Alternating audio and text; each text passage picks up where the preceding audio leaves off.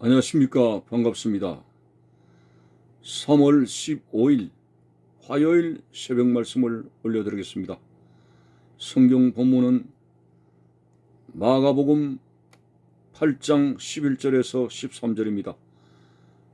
바리새인들이 나와서 예수를 힐난하며 그를 시험하여 하늘로부터 오는 표적을 구하거늘 예수께서 마음속으로 깊이 탄식하시며 이르시되 어찌하여 이 세대가 표적을 구하느냐. 내가 진실로 너희에게 이르노니 이 세대에 표적을 주지 아니하리라 하시고 그들을 떠나 다시 배에 올라 건너편으로 가시니라. 아멘. 바리새인들은 종교 지도자들로서 유대 사회로부터 존경을 받는 부류의 사람들입니다. 그 바리새인들은 매일같이 하나님의 말씀을 가르치는 자들이요. 그리고 그들은 금식을 하며 기도하는 생활로 사람들에게 대단히 신뢰를 받고 있습니다. 자, 그렇게 하나님과 가까이에서 생활하는 이들이 왜 하나님이 보내신 하나님의 아들 예수님을 알지를 못하고 계속해서 시비를 걸며 심지어는 예수를 죽이려고까지 혈안이 되었을까요? 한마디로 이 바리새인은 뭔가 신앙생활에 초점이 잘못 맞춰져 있습니다.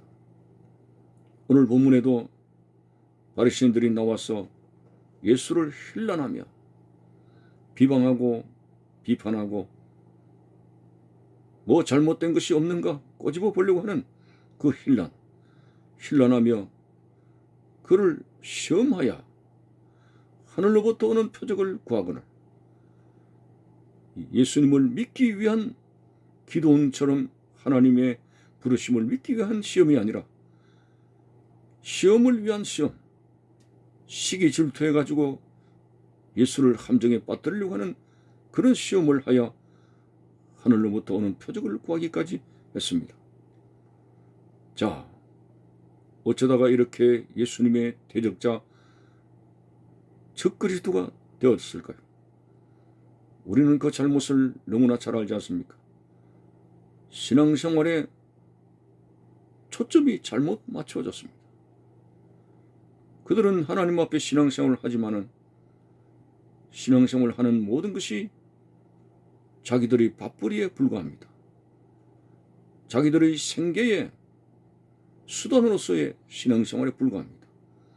왜냐하면 그들 속에는 하나님이 없고 하나님 나라에 대한 소망이 있는 것이 아니라 온갖 세상의 탐욕과 악한 것으로 가득 차 있기 때문에 그래서 예수님을 죽기까지 미워하는 이유가 바로 그것입니다. 예수가 오기 전에는 사회적으로 밥벌이 하는 그 자리로서 탄탄하게 자리를 잡고 있는데 사람들의 존경과 그런 명성을 가지고 살아가고 있는데 예수가 와서는 모든 민심들이 그리로 기울어지게 되고 자기들의 그러한 자리까지도 흔들린다 이것이죠. 그래서 오늘 본문에도 정말 예수를 알기 위한 교묘한 질문이 아니라 그를 함정에 빠뜨리기 위해서 오늘 시험하여 하늘로부터 오는 표적을 구했습니다. 만일 다르게 주님 정말 당신을 믿기를 원합니다. 그렇다면 당신이 하나님의 아들이신 그러한 것을 보여주십시오. 이런 동기에서 표적을 구했다면 예수님께서는 정중하게 대답을 하셨을지도 모릅니다. 그러나 바리새인들은 매번 시험을 했습니다. 현장에서 가늠하다 잡힌 여인도 데려와서 시험을 했고 가이사에게 세금을 바치는 문제도 시험을 했습니다. 자, 그래서 예수님께서는 12절을 보니까 마음속으로 깊이 탄식을 하셨다 그랬습니다. 예수께서 마음속으로 깊이 탄식하시며 이르시되 어찌하여 이 세대가 표적을 구하느냐. 믿지 않는 그 마음, 하나님을 믿으면서도 실질적으로 믿음이 없어 강팍하고 완고한 마음의 상태를 가진 그들을 마음속으로 깊이 탄식을 하셨습니다. 자, 그래서 이 세대가 어찌하여 표적을 구하느냐. 이 세대에게 표적을 주지 아니하리라고 했습니다.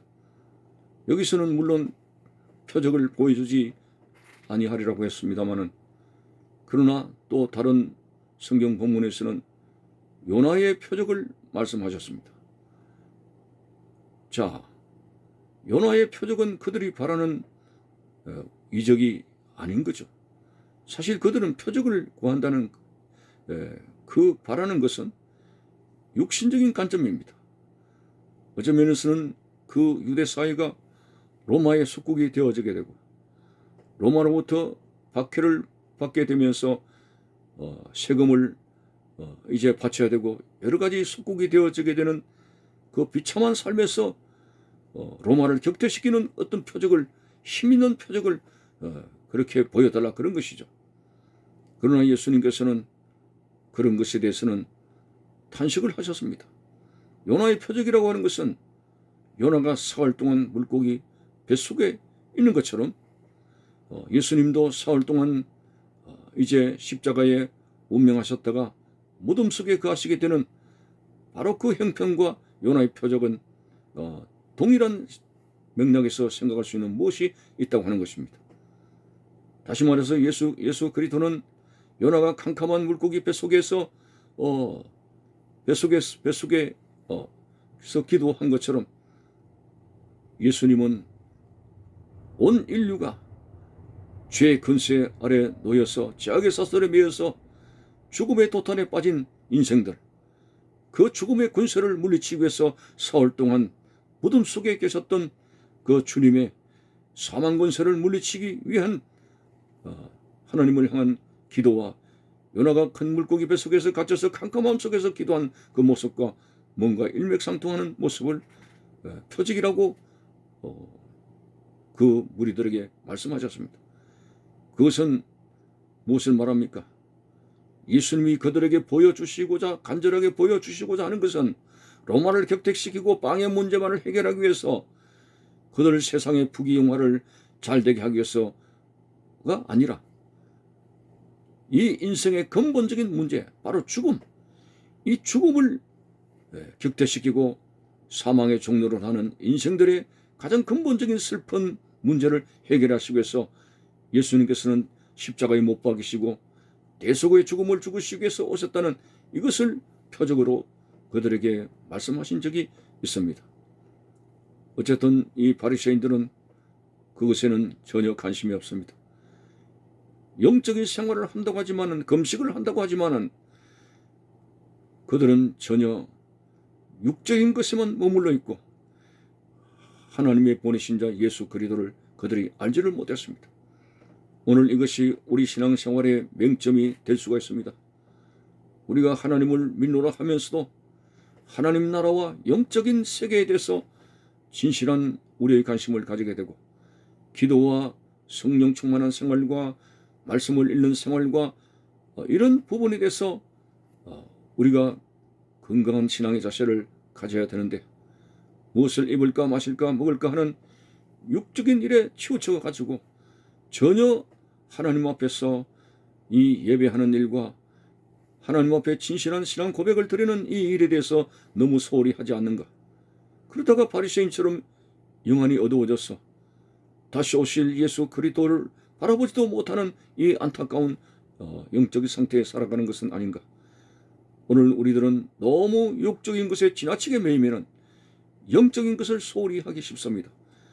진정한 생명의 본질인 내 영을 감찰하시는 하나님 앞에 예배를 소홀히 하게 되고 하나님 앞에 적은 관심을 가지면서 살아가는 이 신앙의 맹점이 있을 수가 있고, 그러면 영적인 눈이 영안이 어두워져서 잘못하면 이단에 넘어갈 수도 있고 영적인 판단력이 상실되어서 무엇이 옳은 길인가를 알지 못하는 이런 잘못된 길로 갈 수가 있습니다.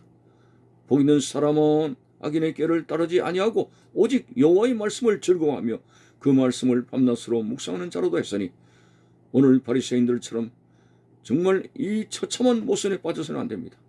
종교 지도자요, 하나님 말씀을 가르치는 자요, 금식하는 자요, 기도하는 자라고 하지만은 전혀 영적으로 꽉 막혔던 사람처럼 우리는 그렇게 되지 말아야 된다고 하는 것입니다. 육적인 것도 중요하지만은 먹든지 마시든지 하나님의 영광을 위해서 해야 되는 것이지 하나님하고는 전혀 관계없이 내가 먹고 살아야 한다는 그것에 치우쳤다가는 하나님이 나를 부르셨고 선택하시고 나를 인도하시는 이 놀라운 영생으로 가는 이 길이 너무나 아둔할 수 있다는 사실을 인지하면서 하나님의 말씀에 귀를 기울이고 하나님께 우리의 관심을 둘 수 있는 이 바른 신앙생활의 원리에 이룰 수 있는 그리고 깨달음을 가질 수 있는 그런 우리의 모습이 되어지기를 바라는 것입니다. 감사합니다.